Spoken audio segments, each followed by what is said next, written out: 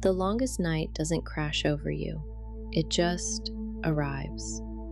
You notice it in the way everything feels a little slower, like the world finally exhaled after holding its breath for 11 and a half months straight. Your room is dim, the kind of dim that makes you half think about scrolling your phone and half think about dissolving into the blankets and not existing for a while. You blink, and for a second you're caught between two places. One, here. Whatever here looks like right now. Undone things, half-open tabs, that vague sense of, I should really, hovering somewhere behind your eyes. And two, the path. You know which one I mean. The stone path in Izhara. It's the way your body remembers it first, not your mind.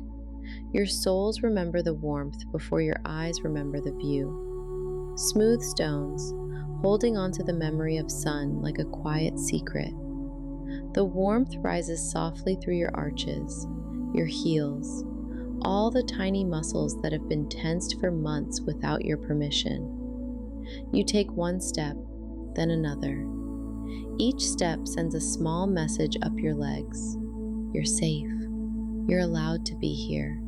You're not late. You breathe out without meaning to.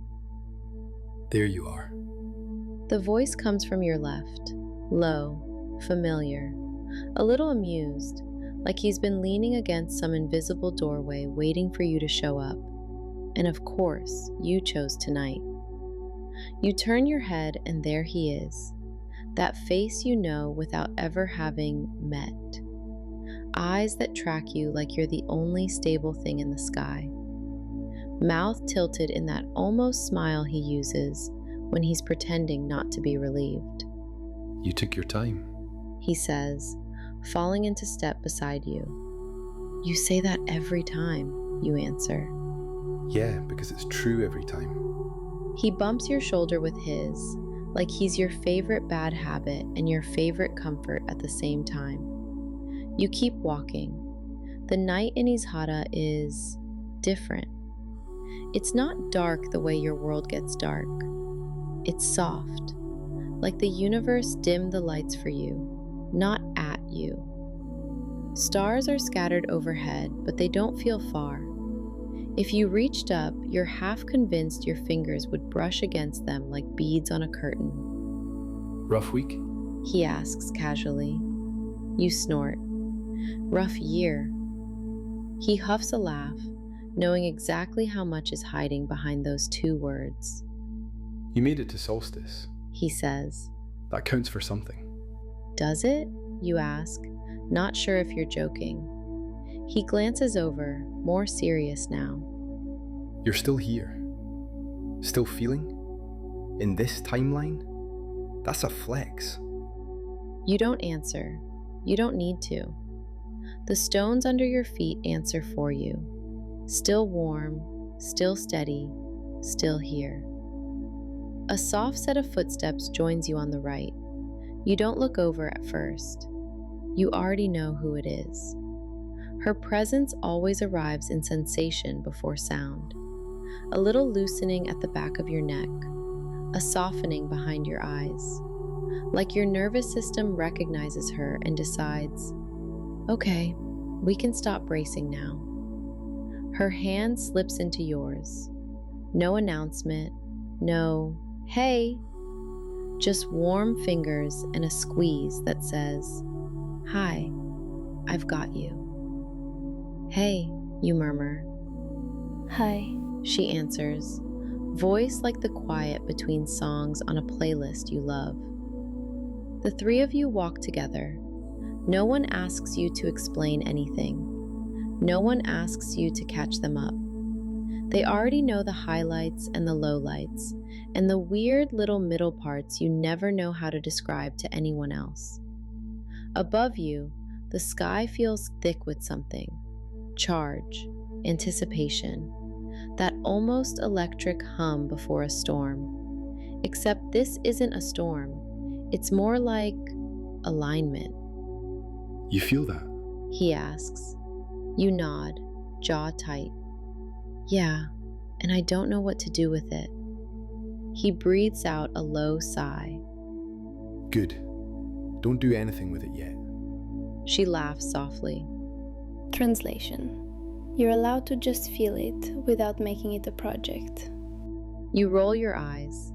Calling me out that fast, huh? Sweetheart, She says gently.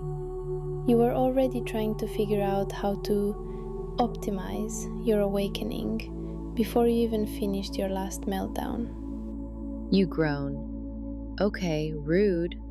Accurate, but rude. He grins. We only bully you because we love you. You walk a little further. The path curves slightly and the view opens up. There, ahead, is the place you always end up eventually on nights like this. You walk a little further. The path curves slightly and the view opens up.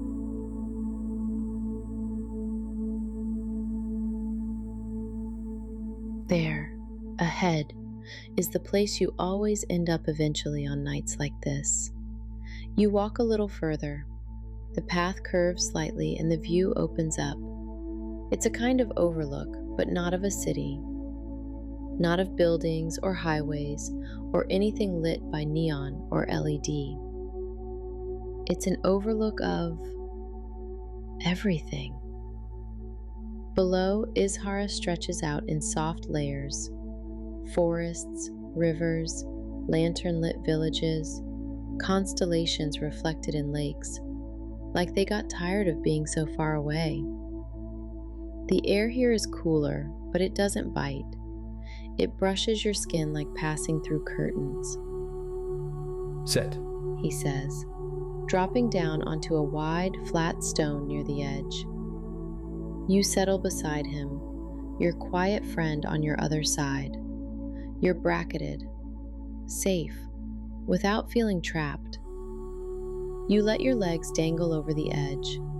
From here, you can feel it even more clearly now, that something in the sky lining itself up with too much precision to be random. It's already in motion, isn't it? You ask.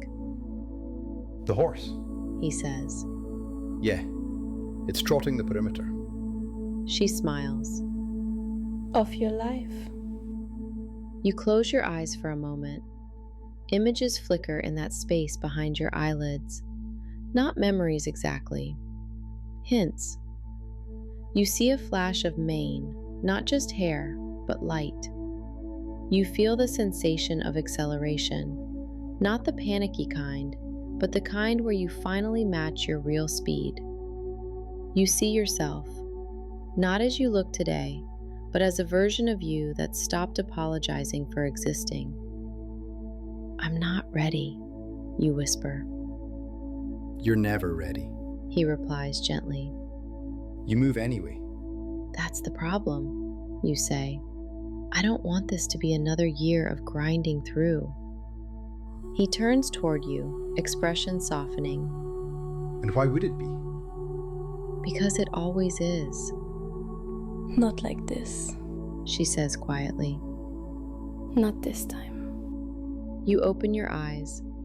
The sky above is deep, velvet dark now, and you can feel the new moon that hasn't technically arrived yet, positioning itself between what was and what's coming.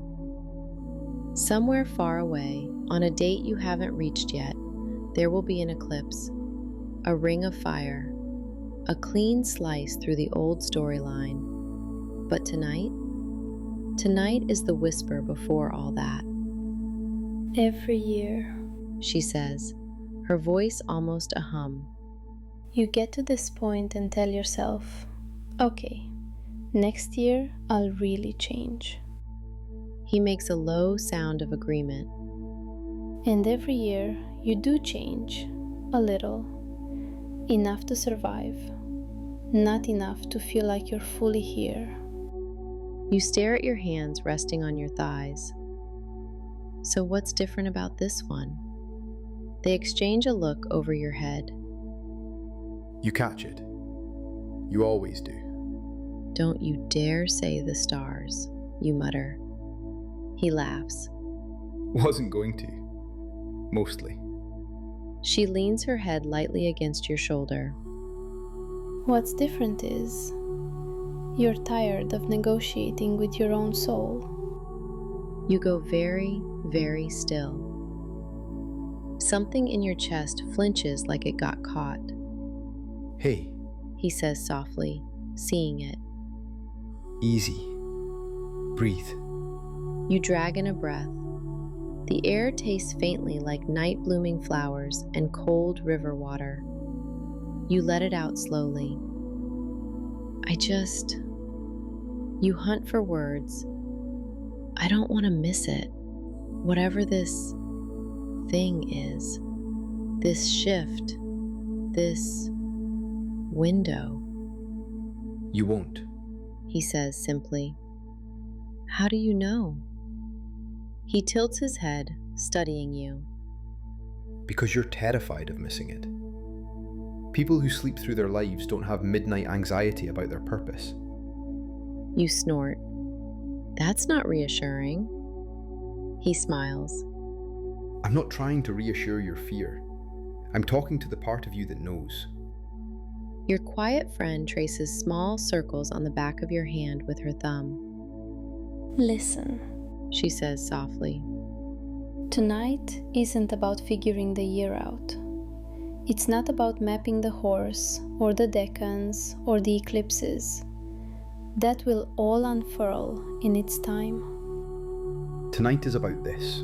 He adds. Being here, with us, on the longest night. Letting your system feel, in your body, that you're not facing any of it alone.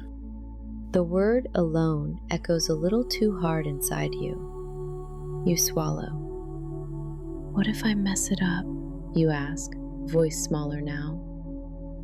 He leans back on his hands, looking up at the sky. You will. You whip your head toward him. Wow, thanks. He laughs quietly. You'll mess up. You'll overthink. You'll ghost your own intuition for a while. You'll get scared and pretend you're not. You'll say yes when you mean no, and no when you mean yes. She nods gently. And then you'll feel that familiar ache, that I'm abandoning myself again ache. And you'll do what you always do. Which is what? You ask, wary. He turns back to you. Find your way home. The words land low in your body. Home. You think of all the times you've had that sense, not of arriving somewhere outside, but of clicking back into yourself. Those weird, calm pockets after big cries, those moments in the car where a song hits just right and suddenly you're present again. The times the sky turned some impossible color and for 5 seconds everything made sense. You exhale. The stone beneath you hums again, or maybe that's just your awareness widening enough to feel it. Okay, you whisper. So what do we actually do tonight? Nothing dramatic. She answers. No rituals you'll forget. No 12-step manifestation protocol. No vision board, you tease? He shudders theatrically. Please don't make us cut and paste magazine words like abundance at 2 a.m. You laugh, a real one this time. It shakes something loose inside your ribs. Okay, you say. So what then? He nudges you with his shoulder. We walk a bit more. We talk. We remember who you are. Then we let you sleep. She nods. And when you wake up on your side, in your world, a little piece of this will still be in your bones. You let them pull you back to your feet. The path continues from the overlook, winding gently along the ridge. You follow it without needing to see much. Izhara seems to light up a step ahead of wherever your foot is about to land. Do you remember, She says. the first time you came here? You frown slightly. I thought this was, I don't know, new. He shakes his head. Nothing about this is new to you. You just get between visits. Convenient, you mutter. You forget on purpose. She says. Because remembering all at once would be too much on top of everything you juggle in your waking life. You're still juggling when you're asleep. He adds. But here at least you don't have to pretend you're fine. You feel that in your throat. I'm not fine, you say quietly. Yeah, he answers just as quietly. We know. There's no pity in it, no edge, just acknowledgement. The night makes room for your words, then gently wraps them in darkness, like a friend taking fragile things out of your hands and putting them somewhere safe. You're not broken, she says. You're just between cycles, between stories, between who you were required to be and who you actually are. And the horse, you ask? He smiles. The horse is the version of you that moves when you stop performing. You walk in silence for a while after that. The kind of silence that feels like a weighted blanket, heavy enough to ground you, light enough that you can still breathe. Up ahead, a shape emerges beside the path. At first, you think it's a tree. Tall, rooted, branches arching overhead. But as you get closer, you see it's more like a gate made of living wood. Two intertwined trunks growing from the same root, bending toward each other to form an arch. Hanging from the center is a simple lantern. It flickers when it sees you. Yes, when it sees you. Is this new, you ask? That one is, she says. We grew it while you were busy surviving. The lantern glows a little brighter. He steps ahead of you, turning to face you under the archway. All right, he says. Here's the only thing we're doing tonight. Ready? You sigh. Fine, but if you ask me to repeat affirmations. He snorts. As if you'd listen. He gestures to the arch. This, he says, is the doorway between your solstice self and your horseyear self. You swallow. Does that mean when I walk through it, everything changes? You ask, a little afraid. No, she answers. It means you give permission for the changes that are already in motion to find you a little more easily. And if I don't? You ask. He shrugs. Then we hang out here, and the changes will still come. They'll just have to knock louder. You can feel your resistance rise, then ebb. You're so used to being told that every choice is life or death, that every spiritual moment is make or break, that you only get one shot. But here, it doesn't feel like that. It feels like you're allowed to be unsure, allowed to hesitate, allowed to be human. Can I walk through slowly? You ask. She smiles. It's the only way you walk through anything. You roll your eyes, but it's affectionate now. You take a breath. You look at him. He's watching you like he's seen you do this across lifetimes, and still thinks it's the most important thing he's ever witnessed. You look at her. She gives your hand one last squeeze, then lets go, stepping slightly aside. Not away from you, just enough that you have space. Okay, you whisper. You step forward, under the arch.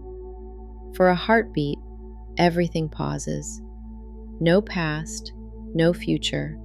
Just that one long inhale moment where your soul and your body and your mind actually line up for once. You feel a flicker of what's coming. You feel the horseyear energy as a sensation more than a story. Wind in your hair when you're finally moving at your real speed. laughter in your chest that doesn't have apology attached, boundaries that feel less like walls and more like good trail fences, saying no without writing a 3-paragraph explanation, saying yes to things that have scared you for years. You feel versions of you that haven't shown up yet, watching from the other side of the path, quietly cheering. And then you're through. On the other side, nothing looks dramatically different. The path continues. The stars still hang overhead.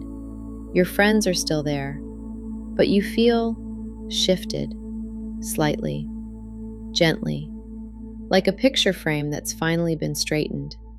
He steps up, searching your face. You okay? You nod slowly. Yeah, I think so. How do you feel? She asks. You check in. Tired, you admit, but in a real way. Not the fake tired that's just emotional burnout pretending to be exhaustion. He chuckles. Solstice will do that. She nods. Your system finally believes it's safe enough to power down for a while. Your shoulders drop a little more. That sounds right. So what now? You ask. Now, He says. we walk you back. Back where? To the place where your head hits the pillow. She answers. In your world. You don't remember turning around, but suddenly you're walking the path in the other direction. The stones are still warm. The night is still soft. They don't fill the space with platitudes. They just stay with you. At one point, he reaches over and gently squeezes the back of your neck, right where you hold tension without noticing. It melts under his touch, as if your body recognizes him the way your heart does. There you go. He murmurs. No sense galloping into the year with your shoulders around your ears. You huff a sleepy laugh. You're obsessed with horse metaphors already, Get used to it. he says. I've been waiting cycles to use them. You eventually notice a faint glow ahead, not from lanterns, from your world. The edge of waking reality where your bed is, the shape of your room, the way the light from the street slips in through the blinds. You slow down. I don't want to leave, you confess. You're not leaving. She says. You're just switching views. We'll be around. He adds. You'll feel us at weird moments, middle of the day, between emails, in line at the store, when you suddenly feel like crying at a song you've heard 20 times. You smile, a little sad, a little relieved. Promise? He nods once, steady. Promise. You stand at the threshold, that strange overlap where the edge of your covers seems to blur into the last stone on the path. She steps in close, resting her forehead against yours for a moment. Before you go, She whispers. I want you to notice something. What? She gestures gently to your chest. The way your body feels right now. Remember this. Not the details of tonight, just this. You scan yourself. You notice. Your breath is slower. Your jaw is unclenched. Your heartbeat is steady, not sprinting. The buzzing static of anxiety has faded to a distant hum. You feel not fixed, just not fighting yourself for once. Got it? She asks. You nod. He steps forward, brushing an imaginary speck of dust off your shoulder. Last thing, He says. you don't have to earn this place. What place? You ask. Here, He says simply. with us, in Izhara, in yourself. He holds your gaze. Whatever happens between now and the eclipse, between now and the horse taking off, you're allowed to come back. On the good days, on the absolutely feral days, on the numb days, all of them. You swallow past the lump in your throat. Okay, you whisper. I'll try, Don't try. he says softly. Just let it happen. The stone under your feet and the mattress under your body line up for a breath. You feel the weight of your blankets, the shape of your pillow under your head, the familiar smells of your room, laundry detergent, your skin, maybe a hint of something like sage or coffee, or whatever your life tends to smell like. Izhara doesn't vanish. It just fades to the edge of your awareness, like a tab you never close, always waiting. You feel your body sink a little deeper into where you are right now. They linger. You can't see them anymore, not the way you did on the path, but you can feel them, one on either side of you. He's at your back, like a warm wall, steady and solid. She's at your front, hand resting lightly over your heart. Sleep, She murmurs. You've done enough for today. He adds, more than enough. Your breath falls into that slow rhythm your body knows how to find when it finally believes it's safe. In, pause. Out, pause. Far above, the sky keeps turning. The new moon keeps moving into position. The horse year counts down its final approach. But here, in your bed, on this solstice night, none of that requires anything from you. You are not behind. You are not late. You are not failing the assignment of being human. You are just here, on the stones of Izhara, under your blankets, between cycles, between breaths, held in a story that will keep going, but for tonight is perfectly allowed to rest. As you drift, one last thought brushes lightly across your mind, not from you, but from them. We've got you. We'll be right here when you wake. And with that, you finally let go. The path remains, the horse waits. You sleep.